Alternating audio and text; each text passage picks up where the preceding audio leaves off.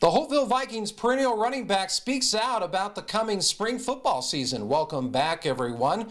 Going into his senior year, Jose DeVoe has high aspirations of improving his already stellar game. Student athlete is now signed, sealed, and delivered for the next level. We'll start with the Gila Valley. What have you seen out of the Yuma area teams this year, in particular the positives from your vantage point? From your opinion, as a quarterback, as a football player, does the ground cause an incomplete pass or can it cause a fumble? Three Cibola Lady Raider soccer players now know their collegiate futures. Welcome back, everyone. Melanie Yanez, Brenda Garcia, and Elenia Neri all played 3 years together on the Golden Blacks varsity squad. I'm here with none other than head coach John Self of the Brawley Wildcats. And coach, what a great signature win last week. Kind of give us a breakdown of how it all just unfolded for the Wildcats. The man who led AWC football into its resurgence is leaving the program. Welcome back, everyone. In our breaking news tonight, Tom Minnick has accepted the head coaching job with NJCAA superpower Garden City.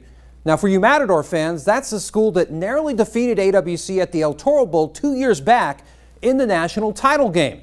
Initially, word of Minnick taking the Garden City job got out on Twitter earlier this week. For the past 11 seasons, Minnick had brought back the winning swagger to the Mats program, helping bring back the El Toro Bowl and taking the program to 3 national title games, 2 of them at the El Toro Bowl itself. It's the calm after the epic season as we're sitting here at midfield of Eagle Field with the coach, Coach John Minnesota, Southwest Eagles. Thank you very much for joining us. Woo! What an epic ride, my friend.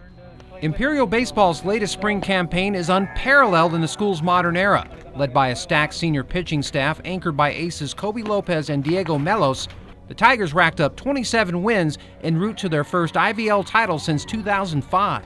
They would be tested as a top seed in the CIF San Diego Division III playoffs with a first-round loss. But the Tigers scratched and crawled their way out of the elimination bracket and into the division title game. We're excited. We prepared and we planned for this moment, and we're excited to get started. Head coach Javier Ramos would call on Alejandro Duarte for the start since Melos and Lopez both pitched complete games just days earlier.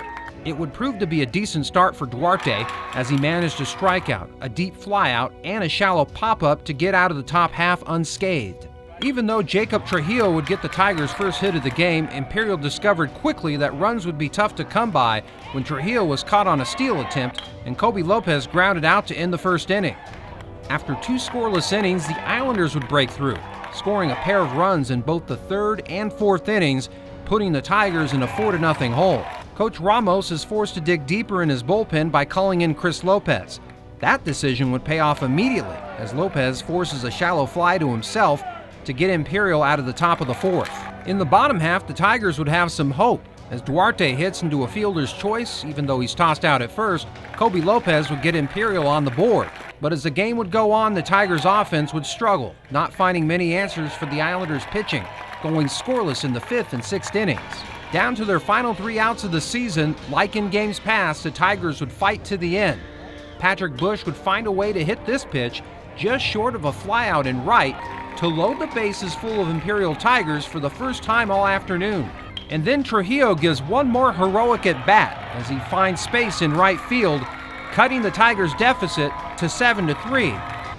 Imperial is down to their last out with Kobe Lopez at the plate, but his strikeout would end the Tigers' epic season with a moment of heartbreak. The Tigers came close to their first CIF San Diego Section Championship in the modern era, but are hungry for another title shot.